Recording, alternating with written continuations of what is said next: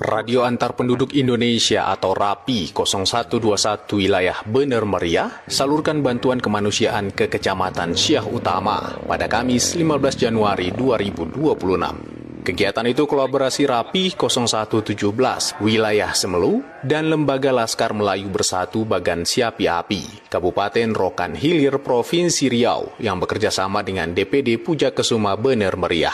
Ketua RAPI 0121 wilayah Bener Meriah, Juliet Zulu November, Yuda Asri menyampaikan bantuan tersebut menunjukkan semangat kebersamaan, solidaritas, dan jiwa sosial seluruh anggota RAPI yang terlibat.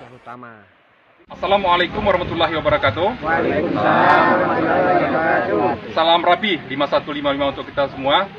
Terima kasih kami ucapkan kepada RAPI Zulu Whiskey 0117 Kabupaten Semelu yang telah berdonasi untuk diberikan kepada Kabupaten Bener Meriah. Alhamdulillah hari ini kami sudah menyalurkan amanah dari rekan-rekan di Kabupaten Semelu di Kampung Rusit, Kecamatan Syah Utama. Semoga RAPI Semelu tetap jaya. RAPI! Jaya, jaya, jaya! Ia berharap kegiatan sosial serupa dapat terus dilaksanakan secara berkelanjutan sebagai wujud nyata peran RAPI di tengah masyarakat, khususnya dalam bidang kemanusiaan dan kebencanaan.